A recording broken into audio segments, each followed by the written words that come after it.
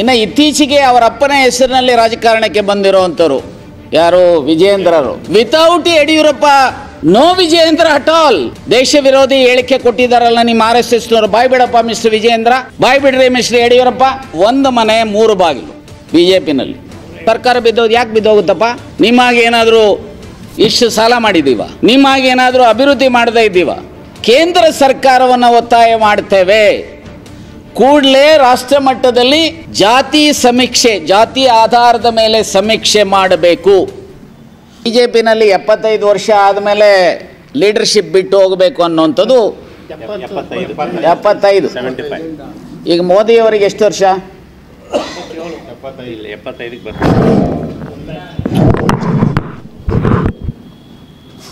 ಎಷ್ಟು ವರ್ಷ? ಸೊ ನಾನೀಗ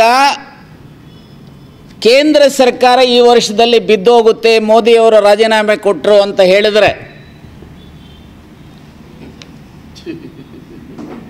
ಏನನ್ಸುತ್ತೆ? ಅರೆ, ಈ ರಾಜ್ಯದ ಜನ 135 ಸೀಟು ಪ್ಲಸ್ ಈಗ ಸೇರಿ 138 ಜನ ಶಾಸಕರು ಕಾಂಗ್ರೆಸ್ಸಿಗೆ ಇದ್ದಾರೆ ಔಟ್ ಆಫ್ 224. ಹೇಗೆ ಸ್ವಾಮಿ ಕಾಂಗ್ರೆಸ್ ಸರ್ಕಾರ ಬಿದ್ದೋಗುತ್ತೆ? ಕಾಂಗ್ರೆಸ್ಸಿನ ನಾಯಕತ್ವದ ಪ್ರಶ್ನೆ ಬೀದಿ ರಂಪ ಆಗೋದಲ್ಲ, ಬೀದಿಯಲ್ಲಿ ತೀರ್ಮಾನ ಮಾಡೋದಲ್ಲ. ನಮ್ಮದು ರಾಷ್ಟ್ರೀಯ ಪಕ್ಷ.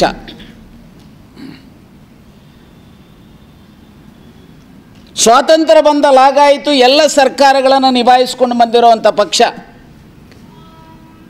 ಯಾರು ಯಾವ ಸರ್ಕಾರದ ನಾಯಕತ್ವವನ್ನು ಯಾವ ಯಾವ ಸಂದರ್ಭದಲ್ಲಿ ನಿರ್ವಹಿಸಬೇಕು ಅನ್ನುವಂಥ ತೀರ್ಮಾನ ಮಾಡುವಂಥದ್ದು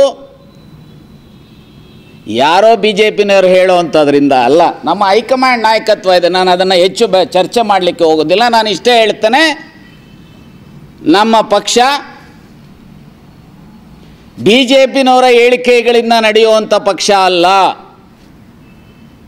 ಇನ್ನು ಇತ್ತೀಚೆಗೆ ಅವರ ಅಪ್ಪನ ಹೆಸರಿನಲ್ಲಿ ರಾಜಕಾರಣಕ್ಕೆ ಬಂದಿರುವಂಥವ್ರು ಯಾರು? ವಿಜಯೇಂದ್ರರು. Without Yediyurappa, no Vijayendra at all. Yediyurappa, Vijayendra plus Yediyurappa ಅಂದರೆ ಯಾರಾದರೂ ಒಂದಿಷ್ಟು ಜನ ಮಾತಾಡ್ತಾರೆ. ನಾನು ಕೇಳ್ತೇನೆ, ಏನಪ್ಪ, what is your contribution to this state? ಯಾವ ಹೋರಾಟದಲ್ಲಿ ಈ ದೇಶ ಅಥವಾ ಈ ರಾಜ್ಯದ ಹೋರಾಟದಲ್ಲಿ ನಾನು 17 ತಿಂಗಳು 17 months 20 days ಎಮರ್ಜೆನ್ಸಿನಲ್ಲಿ ದೇಶದ ಸಂವಿಧಾನದ ರಕ್ಷಣೆಗೋಸ್ಕರ ಯಾರು ನನ್ನ jailmates? Atal Bihari Vajpayee, LK Advani, Madhu Dandavate, Shyamnandan Mishra, Ramakrishna Hegde, Deve Gowda, PGR Scindia etcetera etcetera. ಆ ಎಮರ್ಜೆನ್ಸಿನೂ ಸಹ ವಿಷಾದವನ್ನು ನಮ್ಮ ಪಕ್ಷ ಎಕ್ಸ್ಪ್ರೆಸ್ ಮಾಡಿದ್ದಾರೆ ನಂತರ ದಿನಗಳಲ್ಲಿ. ಹಾಗೆ ನೀನೇನಾದರೂ ಈ ದೇಶದಲ್ಲಿ ಇವತ್ತು ದೇಶ ವಿರೋಧಿ ಹೇಳಿಕೆ ಕೊಟ್ಟಿದ್ದಾರಲ್ಲ ನಿಮ್ಮ RSS ನವರು. ಬಾಯ್ ಬಿಡಪ್ಪ ಮಿಸ್ಟರ್ ವಿಜಯೇಂದ್ರ, ಬಾಯ್ ಬಿಡ್ರಿ ಮಿಸ್ಟರ್ ಯಡಿಯೂರಪ್ಪ, ಬಾಯ್ ಬಿಡ್ರಿ ಮಿಸ್ಟರ್ ಮೋದಿ, ಮಿಸ್ಟರ್ ಅಮಿತ್ ಶಾ. ಈ ವಿಜಯೇಂದ್ರಗೆ ಬಹುಶಃ ಅವರಿಗೆ ಅವರ ಪಕ್ಷದ ಆಂತರಿಕ, ಯಾಕಂದರೆ ಒಂದು ಮನೆ 3 ಬಾಗಿಲು BJPನಲ್ಲಿ, ಒಂದು ಮನೆ 3 ಬಾಗಿಲು. ಅದು ಅವರ ಮನೆಯ ನಾಯಕರುಗಳೇ. ಯತ್ನಾಳ್ ಏನು ಮಾತಾಡಿದ್ದಾರೆ, ರಮೇಶ್ ಜಾರಕಿಹೊಳಿ ಏನು ಮಾತನಾಡಿದ್ದಾರೆ, ಅಥವಾ ಜೋಶಿ ಏನು ಮಾತನಾಡಿದ್ದಾರೆ, ನಾನು ಎಲ್ಲವನ್ನು ಈ ಸಂದರ್ಭದಲ್ಲಿ ರಿಪೀಟ್ ಮಾಡಲಿಕ್ಕೆ ಹೋಗೋದಿಲ್ಲ. ಇವತ್ತು ಹತಾಶರಾಗಿದ್ದಾರೆ. ಅವರ ರಾಷ್ಟ್ರೀಯ ನಾಯಕರಿಗೆ ಇಲ್ಲ ನಾನು ಅಟ್ಯಾಕ್ ಮಾಡ್ತಾ ಇದ್ದೀನಿ ಕಾಂಗ್ರೆಸ್ನವ್ರು ಅಂತ ಹೇಳಿ ಅವರನ್ನು ಖುಷಿಪಡಿಸಲಿಕ್ಕೆ ಈ ರೀತಿಯ ಅಪ್ರಸ್ತುತವಾದಂಥ ಹೇಳಿಕೆಗಳನ್ನು ಮಾತನಾಡ್ತಾ ಇದ್ದಾರೆ. ಅದಕ್ಕೆ ಯಾವುದೇ ಕಿಮ್ಮತ್ತು, ಕವಡೆ ಕಾಸಿನ ಕಿಮ್ಮತ್ತು ಇಲ್ಲ. ಏನು ನಿಮ್ಮ ಪಕ್ಷ ಕಟ್ಟಿ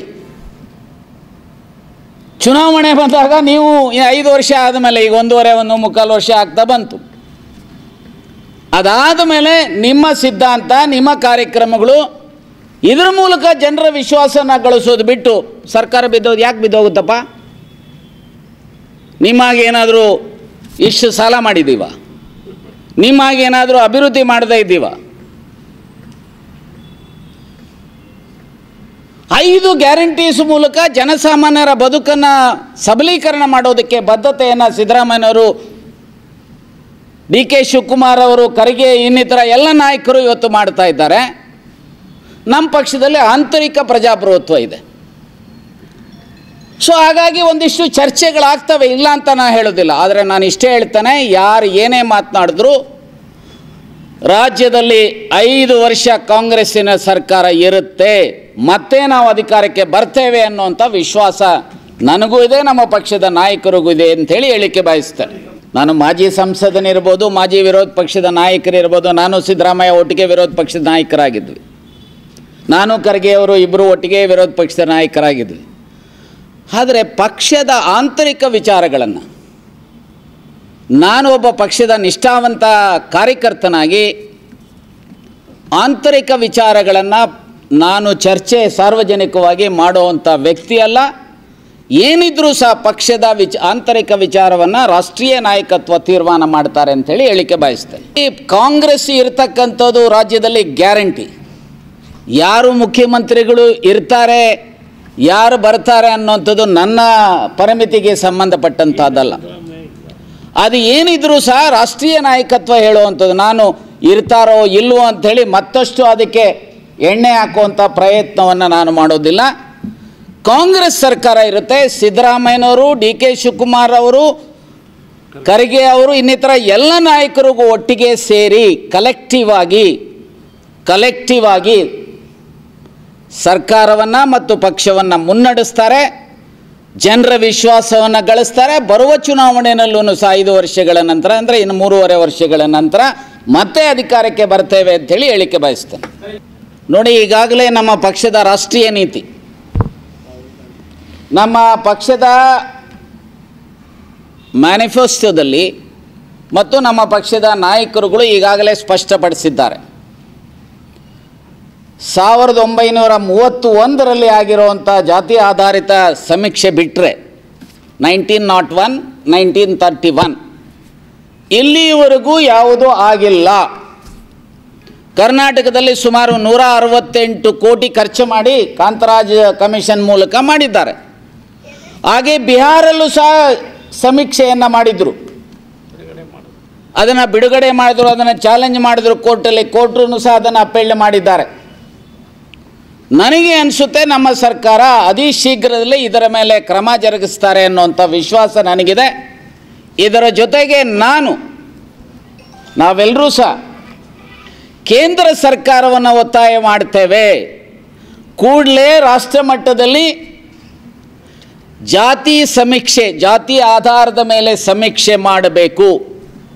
ಹಾಗೆ ಸೆನ್ಸಸ್ಸು ಈಗ ಮಾಡ್ತಾ ಇದ್ದಾರೆ. ಯಾಕಂದರೆ ಆರ್ಟಿಕಲ್ 82 ಕೆಳಗಡೆ 2001ರಲ್ಲಿ ಡಿಲಿಮಿಟೇಷನ್ ಆಗಬಾರ್ದು, 2026ರವರೆಗೂ, 2026 ನಂತರ ಡಿಲಿಮಿಟೇಷನ್ ಆಗಬೇಕು ಲೇಟೆಸ್ಟ್ ಸೆನ್ಸಸ್ ಪ್ರಕಾರ ಅಂತೇಳಿ. ಈಗ ಸೆನ್ಸಸ್ ಮಾಡುವಂಥ ಸಂದರ್ಭದಲ್ಲಿ ಈ ಜಾತಿಯ ಮಾಹಿತಿಗಳನ್ನು ಪಡೆಯೋದ್ರ ಮೂಲಕ ಯಾವ ಜಾತಿಗಳು ಸಾಮಾಜಿಕವಾಗಿ, ಶೈಕ್ಷಣಿಕವಾಗಿ, ಆರ್ಥಿಕವಾಗಿ, ರಾಜಕೀಯವಾಗಿ ಪ್ರಾತಿನಿಧ್ಯ ಸಿಕ್ಕಿಲ್ಲ, ಹಿಂದುಳಿದಿದ್ದಾವೆ, ಅವರಿಗೆ ಇನ್ಸೆಂಟಿವ್ಸನ್ನು ಕೊಡುವಂಥ ದೃಷ್ಟಿಯಿಂದ, ಅವರಿಗೆ ಉತ್ತೇಜನ ಕೊಡ್ತಕ್ಕಂಥ ದೃಷ್ಟಿಯಿಂದ ಈ ಮಾಹಿತಿ ಅವಶ್ಯಕತೆ ಇದೆ. ಆ ದಿಕ್ಕಿನಲ್ಲಿ ಕೇಂದ್ರ ಸರ್ಕಾರವೇ ಆ ಸಮೀಕ್ಷೆಯ ಸಂದರ್ಭದಲ್ಲಿ ಈ ಒಂದು ಜಾತಿ ಸಮೀಕ್ಷೆಯನ್ನು ಮಾಡಬೇಕು, ಡಿಲಿಮಿಟೇಷನ್ ಮಾಡಬೇಕು, ಮಹಿಳಾ ಮೀಸಲಾತಿಯನ್ನು ಸಹ ಜಾರಿಗೆ ತರಬೇಕು, ತನ್ನ ಮೂಲಕ ಹೊಸ ರಾಜಕೀಯ ವ್ಯವಸ್ಥೆಯನ್ನು ಈ ದೇಶದಲ್ಲಿ ಕೊಡಬೇಕು ಅನ್ನುವಂಥದ್ದು ನಮ್ಮ ಪಕ್ಷದ ನಿಲುವು, ಬದ್ಧತೆ, ಆಗ್ರಹ ಅಂತೇಳಿ ಹೇಳಿಕೆ ಬಯಸ್ತಾರೆ. ಇಷ್ಟೇ ಹೇಳ್ತೇನೆ, ಈಗ ರಾಜ್ಯದ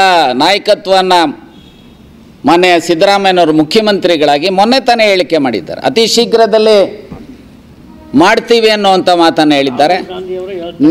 ನೆನ್ನೆ ಲಾ ಮಿನಿಸ್ಟ್ರ್ ಹೇಳಿದ್ದಾರೆ, ನೆನ್ನೆ ಬರಲಿಲ್ಲ, ಗುರುವಾರ, ನೆಕ್ಸ್ಟ್ ವೀಕ್ ಬರುತ್ತೆ ಅನ್ನುವಂಥದ್ದು. ಹಾಗಾಗಿ ಇದು ಸರ್ಕಾರದ ಯಾವ್ಯಾವ ಕಾರಣಗಳಿಂದ ಒಂದು ವಾರನೋ 2 ವಾರನೋ ಡಿಲೇ ಆಗಿರ್ಬೋದು. ಆದರೆ ನಮ್ಮ ಪಕ್ಷ, ನಮ್ಮ ಸರ್ಕಾರ ಅದನ್ನು ಈಗಾಗಲೇ ನಾಗಮೋಹನ್ ದಾಸ್ ಅವರ ಕಮಿಷನನ್ನು ಸಹ ಮಾಡಿದ್ದಾರೆ, ಆಂತರಿಕ ರಿಸರ್ವೇಷನ್ ಮೇಲೆ ಮಾಡ್ತಕ್ಕಂಥದಕ್ಕೆ. ಸೊ ಅವರಿಗೆ ಡಾಟಾ ಬೇಕಂದರೆ ಬೇಕು ಅನ್ನುವಂಥ ಹಿನ್ನೆಲೆಯಲ್ಲಿ ಬಹುಶಃ ಈ ಮಾಹಿತಿ ಕೊಡ್ತಕ್ಕಂಥ ದೃಷ್ಟಿಯಿಂದನೂ ಸಹ ಆ ರಿಪೋರ್ಟನ್ನು, ಕಾಂತರಾಜು ವರದಿಯನ್ನು ಅಥವಾ ಜಯಪ್ರಕಾಶ್ ಹೆಗಡೆ ವರದಿಯನ್ನು ಸ್ವೀಕಾರ ಮಾಡ್ತಾರೆ ಅನ್ನುವಂಥ ವಿಶ್ವಾಸ ನನಗೆ.